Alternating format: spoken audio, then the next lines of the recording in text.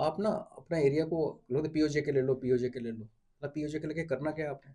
Sir ये बहुत चल रहा है नैरेटिव ना इसका, पीओजे के वाला। करना क्या है, मैं उनसे ये पूछता हूँ ना।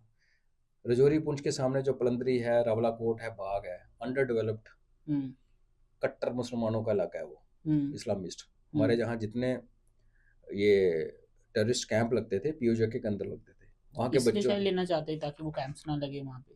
तो वो पाकिस्तान के अंदर नहीं लगा सकता, कहाँ तक रोकोगे जाके फिर?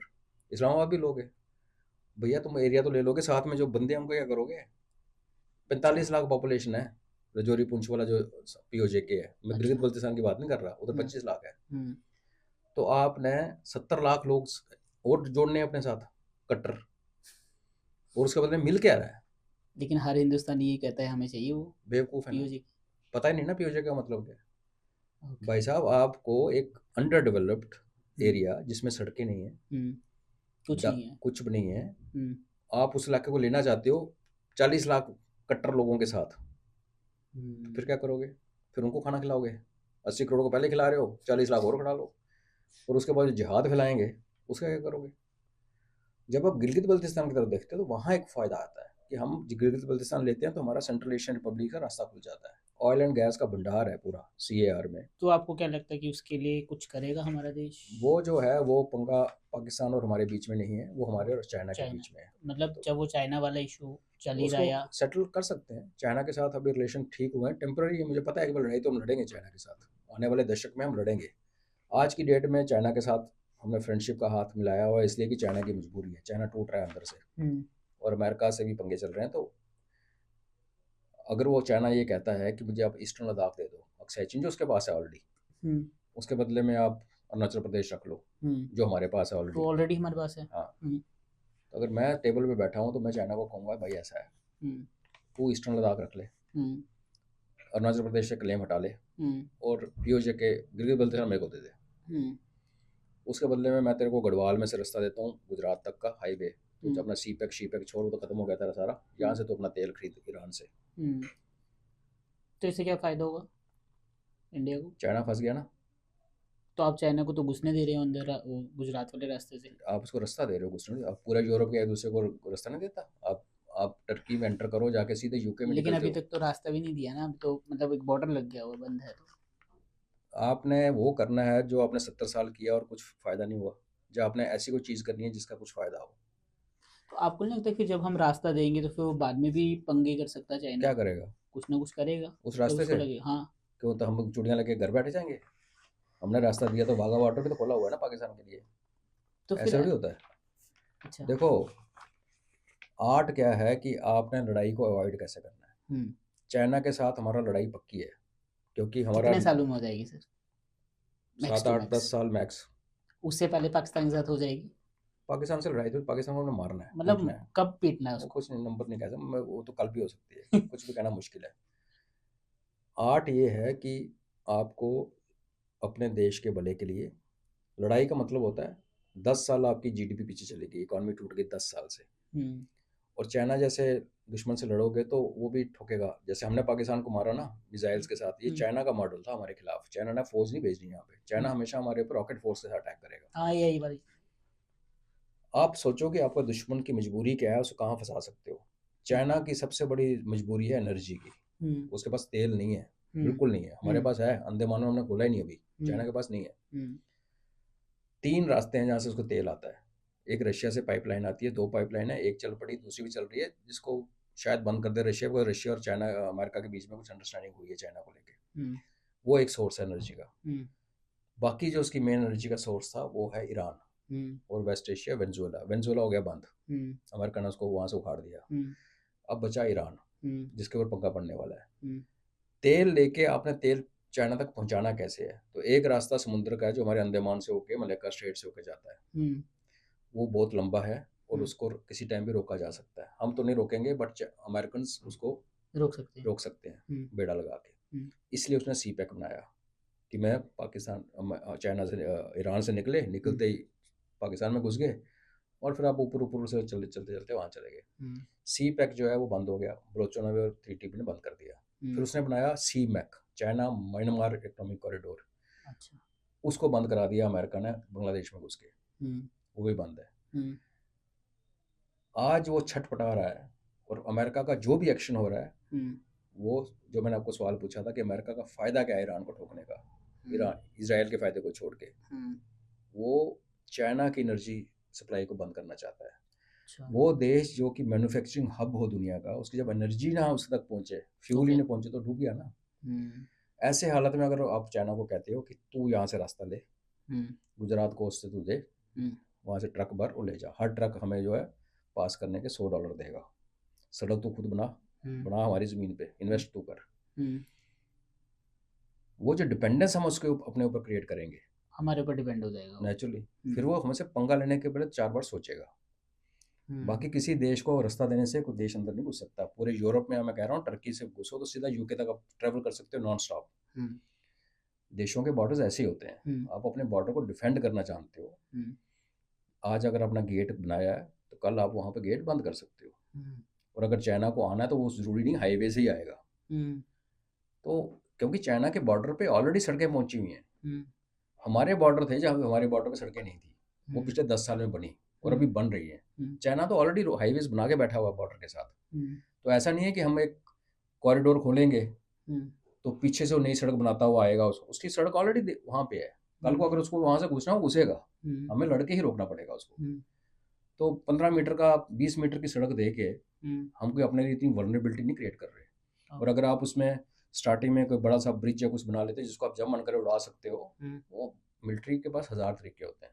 ओके, बात यह है कि मिलिट्री की बात नहीं है, बात है सोच की। हम्म, यही बात मैं कहता हूँ दिल्ली वालों को कि आपने एक सिस्टम चलाया, कश्मीरियों को खुश करके JNK को बर्बाद करते रहे, हम्म, फेल हुआ ना। हम्म, पहलगाम हुआ, हम्म, 3 महीने के बाद बंदे मारे गए, हम्म, 3 महीने वो कहाँ रहे? कश्मीर में रहे ना। हम्म, कश्मीर में थे लोग, चाहे 1% है, 2% है, चार हम्म, परसेंट है जो उनके साथ है। जी, तो पॉलिसी नहीं कामयाब हुई ना, तो आपको डिफेंड करना पड़ेगा। हम्म, आपको शायद जम्मू अलग करना पड़े, लद्दाख आपने अलग कर दिया, हम्म, और कश्मीर को अलग से हैंडल करना पड़ेगा। हो सकता है मेरे को पूछे तो मैं तो कहूँगा रजौरी, पुंछ, करना, किरण और गुरेज तक पूरी पहाड़ी बेल्ट अलग कर दो। जम्मू के 10 में से 2 डिस्ट्रिक्ट ले लो, 8 डिस्ट्रिक्ट का जम्मू, 8 डिस्ट्रिक्ट का कश्मीर, और बाकी पूरी पहाड़ी बेल्ट बनाओ तो आप कश्मीर को बॉर्डर से, अपने लाइन ऑफ कंट्रोल से दूर कर दिया। तो जहाँ से वो निकल के आते हैं उनके टेरिटरी, वो पहुँचेंगे कैसे अगर पहाड़ी बेल्ट आपके कंट्रोल में है? कश्मीर आपके कंट्रोल में नहीं है, क्योंकि वहाँ हम्म, पे कश्मीरियों की सरकार है। हम्म, तो देखो बॉटम लाइन क्या होती है, अभी आप यंग हो, ज़िंदगी बहुत आगे पड़ी है, जी, जिस चीज़ को आप कोशिश कर रहे हो सिंसियरिटी के साथ, ईमानदारी के साथ ठीक करने की नहीं हो रही ना, हम्म, तो उसको आपको अपना चीज़ बदलनी पड़ती है। हम्म, 70 साल से अगर आपकी चाइना से रिलेशन ठीक नहीं हुए, हम्म, 70 साल से कश्मीर आपके काबू नहीं आया हम्म, ढंग से, हम्म, तो इसका मतलब आप में कुछ गड़बड़ है। आप फेलियर को रीइंफोर्स करी जा रहे हो, सेम पॉलिसी, दुर्लत डॉक्ट्रिन, दो पैसा हुर्रियत को, दो दो पैसा फलाने को बना दो, स्टेटहुड की बात चल पड़ी है अब तो। कल हमारे मंत्री जी आगे गए, कह गया हम स्टेटहुड देने वाले हैं, तो जो थोड़ा बहुत कंट्रोल है वो भी निकल जाएगा। स्टेटहुड से याद आया सर, सॉरी मैं आपको बीच में रोक रहा हूँ।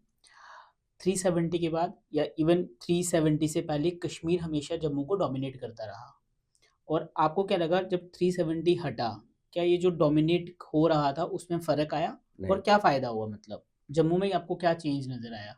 थ्री से फ़ायदा? थ्री से देखो कंट्रोल कैसे होता है।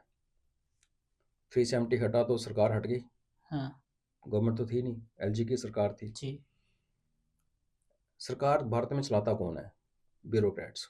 हुँ, नेता आते हैं जाते हैं, अपने स्पीचें देते हैं, हुँ, हार वार पहनते हैं, रिबन काट के निकल जाते हैं, जितना पैसा खर्चा होता है उससे डबल डूट के अगले इलेक्शन की तैयारी करते हैं। ये नेताओं का काम है, क्योंकि हमारा इलेक्शन सिस्टम ही गलत है। हुँ, अब 10 करोड़ लगा के MP बनाते हो तो बेवकूफ़ है जो 10 करोड़ वापस नहीं कमाएगा। हुँ, और उसको पता कि 5 साल बाद उस 10 करोड़ की जगह उसको 20 करोड़ लगाने पड़ेंगे, हुँ, महंगाई है, तो वो 30 करोड़ कमाएगा। हुँ, 20 करोड़ अगले इलेक्शन के लिए, 10 करोड़ पीछे की रिकवरी। और फिर 10, जब 30 करोड़ खा लिया तो फिर आदत पड़ जाती है, खाते रहते हो। तो हुँ, आप क्यों ये पोस्टर फोस्टर झंडे क्यों अलाउ करते हो, टीवी पे डिबेट क्यों नहीं करवाते? हुँ, तो ये हमारा फैक्ट है। हुँ, पीछे से जो पॉलिसीज बनती हैं, जो ऑर्डर चलते हैं, जो सब ब्यूरोक्रेट करते हैं। कश्मीर में आपने सरकार तो गिरा दी, हुँ, LG बिठा दिए, हुँ, लेकिन ब्यूरोक्रेसी कहाँ की है? वहीं की, गुलाम नबी आज़ाद ने बेड़ा गर्क किया जब उसने सारे कश्मीरी अफसर, जो IAS अफसर जो बाहर थे, हुँ, दूसरी स्टेट के काडर, सबको उठा के यहाँ ले आया। जल्दी क्या होता है कि अगर आप कल IAS करते हो तो आपको जरूरी थोड़ी जम्मू कश्मीर अलग में, स्टेट में, आपको महाराष्ट्र का काडर मिल सकता हुँ, है, गुजरात, सारे उठा लिए। हुँ, आज कश्मीरी ब्यूरोक्रेसी में कश्मीरियों का ग्रिप है। सरकार कोई भी हो, एलजी साहब जो मर्जी करें, एलजी इंसान है यार, हम्म, वो वही फाइल देखेगा जो उसके पास पहुंचेगी। हम्म, फाइल जिसने लिख के पहुंचानी है तो वो कौन है? हम्म, कोई ज़माना था कि हमारे यहाँ पे चीफ सेक्रेटरी हमेशा बाहर से ही आता था, हमेशा बाहर वाला, नॉन कश्मीरी, जम्मू कश्मीरी। आज देख लो आप, एक के बाद एक के बाद। अभी थोड़े बहुत टॉप जो सीनियर पुराने वाले आईएएस हैं वो भी हैं। हम्म, अगर यही रवायत चलती रही 10 साल के बाद आपके सारे के सारे कमीशन सेक्रेटरीज और चीफ सेक्रेटरी कश्मीरी होंगे। ओके, ठीक है। 370 की महत्वता इसलिए थी कि एक बहुत बड़ा धब्बा था हमारी साइकोलॉजी के ऊपर। हमारी बेटियों के ज़मीन का प्रॉब्लम थी, गुरखाओं को यहाँ पे इलेक्शन का, वो बड़ी अच्छी चीज़ें हुई। लेकिन अगर जम्मू और कश्मीर के बीच में डोमिनेशन की बात कर रहे हो तो उसको फिर हमने रिवर्स किया ना। हमने कोर्ट के कहने के बावजूद, लोग कहते हैं इलेक्शन करवा दिए क्योंकि सुप्रीम कोर्ट ने कहा। जब इलेक्शन अनाउंस हो रहे थे तब हम चीख चीख के करते मत करो इलेक्शन, कराओ बेड़ा गर्क करा दोगे। जिस दिन आपने इलेक्शन कराया आपने एक कदम पीछे ले लिया, क्योंकि पता था कि आपने सीट्स ऐसे डिस्ट्रीब्यूट कर रखे हैं कि पॉपुलेशन जम्मू की ज़्यादा है, सीट्स कश्मीर की ज़्यादा है। सर ये क्यों ऐसा हो रहा है, ये चेंज नहीं हो सकता क्या? विल पावर सीट्स, चाहिए। इस पार्टी की, कांग्रेस पार्टी की, बीजेपी की, इनके मैनिफेस्टो में था कि 2011 का सेंसस जो है वो फ्रॉड था। अच्छा, मैंने 10 दिन पहले एक्सेलसियर उठा के देखी, मैंने एक आर्टिकल लिखा कि 2011 का फ्रॉड नहीं था, 1981 से फ्रॉड हो रहा है, और डेटा के साथ दिया है। उस पर कश्मीरियों को बड़ी मिर्च लगी। तो अच्छा, 1981 से इन्होंने एक सिस्टम बनाया कि जम्मू की पॉपुलेशन को कम दिखाओ और अपनी बढ़ा दो। उस चक्कर में क्या हुआ कि जब आप इलेक्शन करवाने लगे सुप्रीम कोर्ट के कहने पे, जी, तो आपको पहले ही पता था कि जब सीट्स कश्मीर में ज़्यादा हैं तो सरकार कश्मीर से बनेगी, सीएम भी वहीं का होगा। और प्रॉब्लम भी कश्मीर में ही है। हम्म, आज़ादी भी उधर ही चाहिए ना, हमें तो नहीं चाहिए ना आज़ादी। हम्म, तो आपने इलेक्शन करवा दिए ये बोल के कि देखो जी सुप्रीम कोर्ट ने कहा। जी, तो सुप्रीम कोर्ट ने तो ये भी कहा था SC ST एक्ट को थोड़ा नरम करो, हम्म, आपने उसको हार्ड कर दिया। हम्म, हमारे हाई कोर्ट ने कहा था जज ये दरबार मूव नहीं होना चाहिए, तो उन्होंने तो स्टार्ट आपने किया। राज्यसभा की एक सीट देनी थी, सत्त साहब को भेजना था दिल्ली, उसमें हम्म, कॉम्प्रोमाइज़ करके दरबार खोल दिया। हम्म, तो जो एक सिंबॉलिकली 370 डाइल्यूट हुआ, अभी 370 अभी कॉन्स्टिट्यूशन के अंदर है, हटाया नहीं गया, 35 ये हटाया है, 370 को डाइल्यूट किया गया। तो जो चीज़ें आपने, वो था बेसिकली ऑप्टिक्स के लिए। 370 का क्या था कि बाहर वाले यहाँ ज़मीन नहीं खरीद सकते, वो आज भी नहीं खरीद सकते, आज भी डोमिसाइल चाहिए। और जो यहाँ बाहर वाले सेटल हैं वो सेटल ही हैं इन एनी केस, लोगों ने ले रखे हैं। लड़कियों का था वोटिंग राइट्स थे। उसके बाद रिफॉर्म जो होने थे उसके ऊपर होने चाहिए थे। दरबार मूव हुआ, बहुत अच्छा रिफॉर्म हुआ, सरकार नहीं बनी, 10 साल रोक के रखते। हमारे नए यंग लीडर अंकुर शर्मा यहाँ से उठा, उसने जम्मू की बात की, सुप्रीम कोर्ट में लड़ा। जैसे इलेक्शन अनाउंस हुए बीजेपी में क्या करे वो, क्योंकि अंकुर शर्मा को पता था कि वो बड़ी मछली खा जाएगी। इलेक्शन खड़ा हो गया वो लड़ने के लिए, एक और बेवकूफ़ी, आज बीजेपी का प्रवक्ता बन के घूम रहा है। तो आपने जो यंग लीडर्स, जिनको ना बीजेपी से प्यार था, ना कांग्रेस से प्यार था, ना एनसी से, ना पीटी, जो नए बंदे बच्चे आ रहे थे, कोई पंचायत में बीटीसी आ रहा है, उन सबको मार दिया। उनको आपने ज्वाइन करवा लिया कोई ना कोई पार्टी में, सर्वाइव तो करना ही ना यार, सीधी रोटी तो सबने खानी है। तो ये ब्लंडर है, और अब ये स्टेट गवर्नमेंट अगर स्टेट हुड देंगे ये और बड़ा ब्लंडर होगा। फिर law and order full authority Kashmiri के हाथ में चली जाएगी। आज क्या है, लॉ एंड ऑर्डर एलजी के पास है। लॉ एंड ऑर्डर में भी ऑन ग्राउंड आपको पता है कैसे, जो लोकल है उसको सीएम के ऑफिस से फ़ोन आएगा, उसकी बात सुनेगा।